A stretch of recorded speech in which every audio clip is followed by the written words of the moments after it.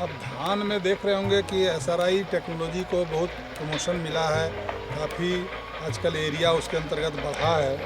उसी प्रकार अब सरकार काफ़ी जोर दे रही है कि हमारे गेहूं में एसडब्ल्यूआई टेक्नोलॉजी जो है, सिस्टम ऑफ व्हीट इंटेंसिफिकेशन पर भी काफ़ी जोर दिया जा रहा है।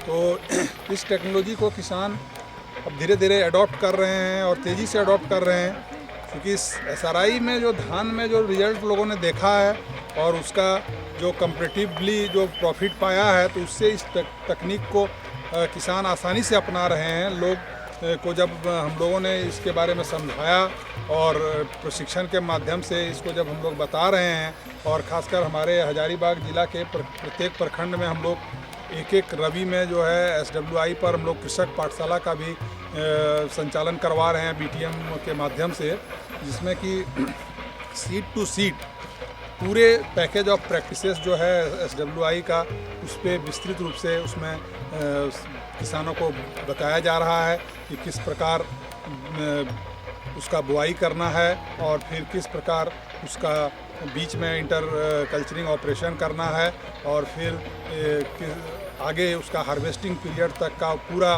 पैकेज जो है उसको हम लोग कृषक पाठशाला के माध्यम से किसानों के बीच हर एक प्रखंड में एक एक चला करके वहाँ अगल बगल के किसान जो प्रगतिशील हैं उनको हम लोग एसडब्ल्यूआई तकनीक पर पूरा अवेयर करने का कोशिश कर रहे हैं, उनका तकनीकी ज्ञान को सुदृढ़ करने का कोशिश कर रहे हैं, ताकि वो लोग जो है एक स्पोक्स पर्सन की तरह गांव अगल बगल के गांव में अगल बगल के एरिया में उस चीज़ को फैलाएं।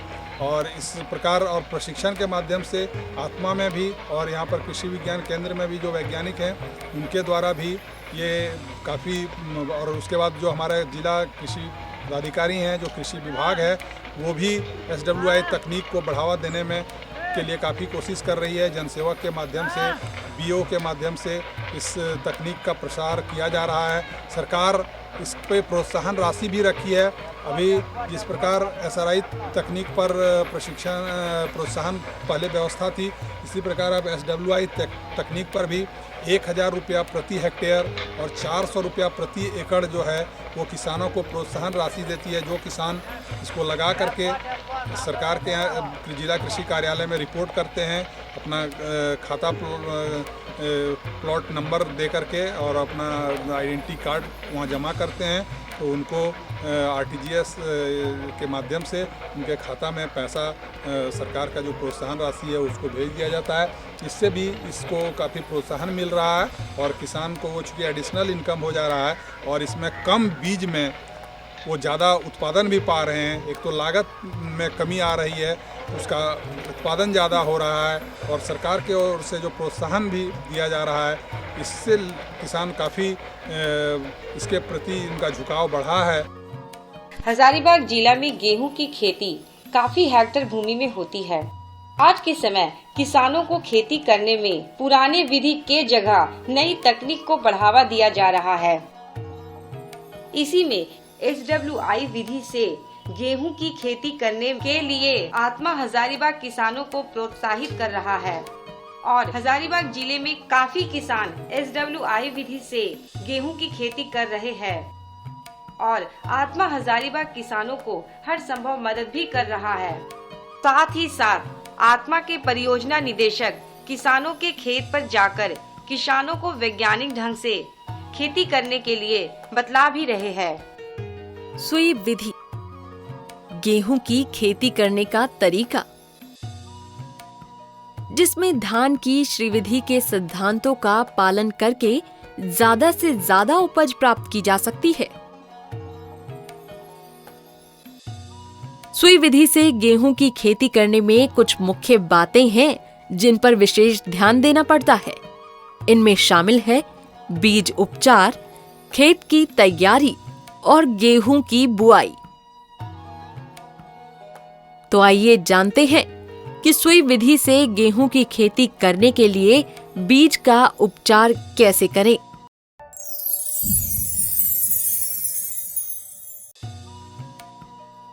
उपचार के लिए सबसे जरूरी है कुछ महत्वपूर्ण सामग्री को इसमें शामिल करना।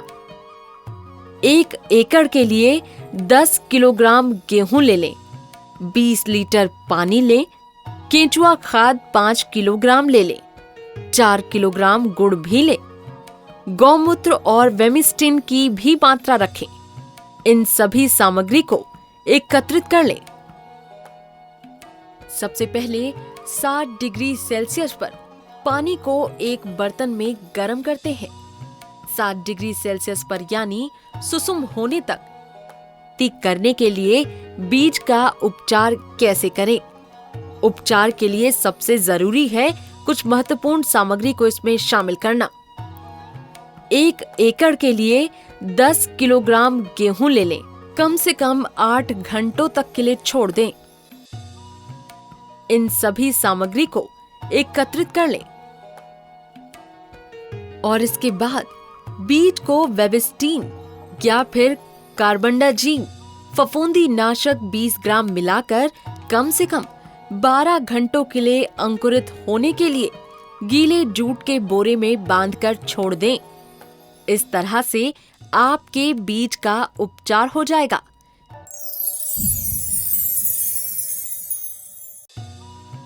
बीज उपचार के बाद अब हम लोग खेत की तैयारी कर लेते हैं। सुई विधि से खेती करने के लिए खेतों को तैयार करने की आवश्यकता होती है।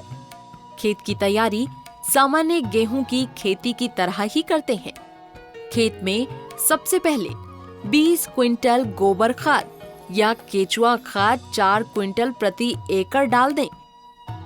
अगर खेत में पर्याप्त नमी नहीं है तो बुआई से पहले एक बार पलेवा यानी जुताई से पहले सिंचाई कर लें।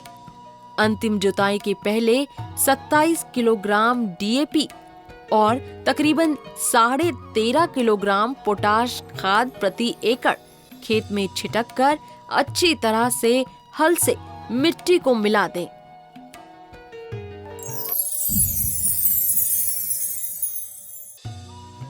सुई विधि से गेहूं की बुआई के समय खेत में नमी का होना बेहद जरूरी है, नहीं तो अंकुरित बीज सूख जाते हैं। बुआई करने के लिए एक पतले कुदाली से इस तरह 8 इंच की दूरी पर 1 से 1.5 इंच गहरी नाली बनाई जाती है और इसके लगभग 8 इंच की दूरी पर 2 बीज डालते हैं। इसके बाद इन बीजों को मिट्टी से ढक दिया जाता है। सुई विधि में 8 इंच की दूरी पर बीज लगाया जाता है और कतार की दूरी भी लगभग इतनी ही यानी कि 8 इंच होती है। हमारे इसके लिए ऐसे बाजार में मार्कर अब उपलब्ध भी है इस नाप का, लेकिन ऐसे चाहे इसको हम लोग बनवा भी सकते हैं, लेकिन ये हम लोग गांव में ही इसको रस्सी जो है उसी से तैयार किए हैं और इसको एक निश्चित दूरी पर 8 इंच पर हम लोगों ने इस पे लकड़ी लगा दिया है और इसी पे एक एक दाना बीज इसमें डालना है और ये स्क्वायर प्लांटिंग होगा। इधर लाइन से लाइन और पौधा से पौधा की भी दूरी बराबर रहेगी ताकि फिर इसमें हम वीडर का भी प्रयोग कर सकते हैं। और ये एक एक दाना इसमें हमको नियत जगह पर प्रयोग करना है। 1 से 2 दाना इसमें अगर अगर स्वस्थ बीज हमारा उपचार करके है तो हम लोग 1 दाना ही उसमें डालेंगे और उसी से हमारा वो प्लांट पॉपुलेशन मेंटेन हो जाता है।